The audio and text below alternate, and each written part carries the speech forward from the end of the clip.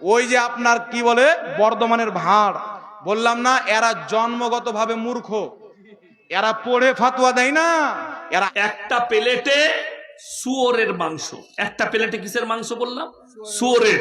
আর একটা প্লেটে ওই মাজারের পরা মুরগির মাংস আছে।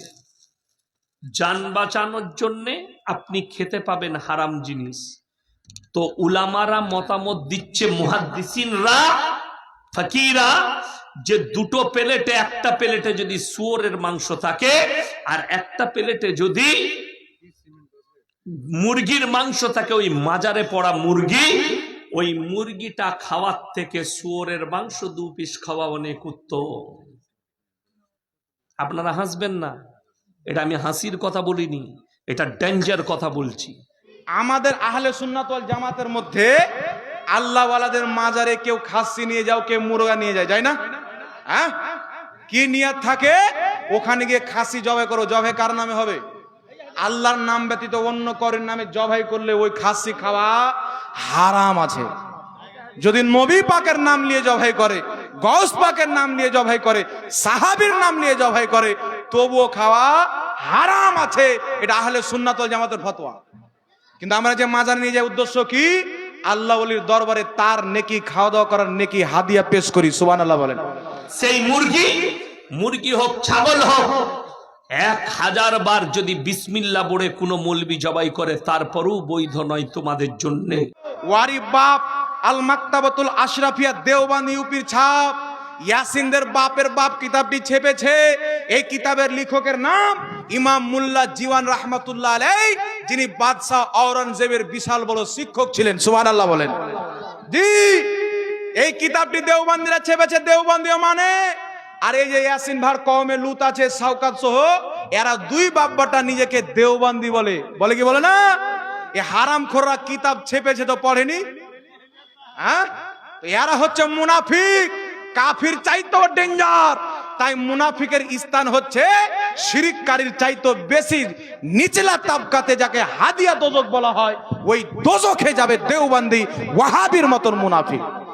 এই কিতাবের আপনার পৃষ্ঠা নাম্বার 56 মধ্যে স্পষ্ট লেখা আছে, কৌরি লাগলে এসে পৃষ্ঠা নিয়ে যান ফটো, স্পষ্ট ইমাম মুল্লা জীওয়ান লিখছেন, ওই যে আয়াত আল্লাহ পাক বলেছেন, আমি তোমাদের জন্য মুর্দার খাওয়া হারাম করেছি, রক্ত খাওয়া হারাম করেছি, শুয়ারের গোশত খাওয়া হারাম করেছি, ওয়ামা ওহিল্লু বিহি গায়রিল্লাহ, এবং যেই জিনিসটা আল্লাহর নাম ব্যতীত অন্য কাউরির নামে হালাল করা হয়, ওই জিনিসটাকেও হারাম করেছি। ইনি স্পষ্ট যুগের ইমাম, যুগের ফকি স্পষ্ট ফতোয়া দিয়ে বলে দিয়েছেন যে এই আয়াত দ্বারা মাজারের খাসিকে, মাজারে নিয়ে যাওয়ার মুরগাকে যারা হারাম বলবে তারা চরম ধোঁকাতে আছে।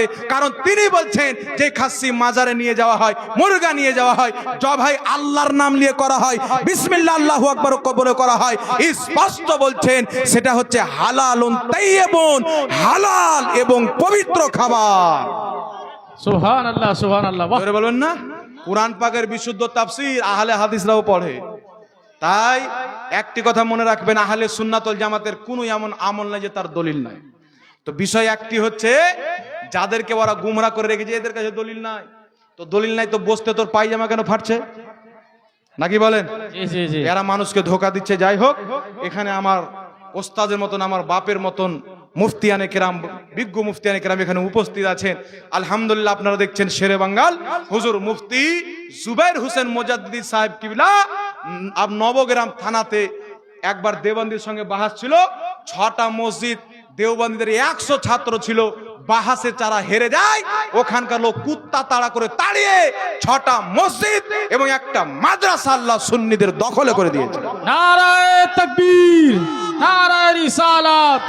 হাদিস কোরআন জয় দিকে, হাদিস কোরআন জয় দিকে। হাজার নারা বন্ধ করে। মুর্শিদাবাদের মাটিতে এখন একটি বিশাল বড় মাদ্রাসা আছে, 5 রাহা বলে জায়গাটার নাম। আমি এইবার ওখানে জালসায় আলহামদুলিল্লাহ প্রধান বক্তা হিসেবে গেছিলাম। ওই মাদ্রাসাতে গিয়ে শুনলাম যে এই মাদ্রাসাতে দেওবন্দিদের সবচাইতে বড় মাদ্রাসা সুরুলিয়ার এক গাড়ি মুফতি এসেছিলেন, আহলে সুন্নাত ওয়াল জামাতের শেরে বাঙ্গাল মুনাজির আহলে সুন্নাত মুফতি জুবাইর হোসেন মুজাদ্দিদি সাহেব একাই ছিলেন। ইনার নাম শুনে, বক্তব্য শুনে গাড়ি নিয়ে কবে পালিয়েছে গ্রামের লোক কেউ জানে না। তো লোক বলছে যারা পালিয়ে দেয় ওরা হয় চোর, আর যারা দাঁড়িয়ে থাকে তারা হয় সত্যবাদী। হক্কানি আলিম ওই এলাকার লোক জেনে গেছিল, আল্লাহ বলেছেন যা আল হক ওয়া জাহাকাল বাতিল, সত্য এসেছে, বাতিল পরাজয় হবে।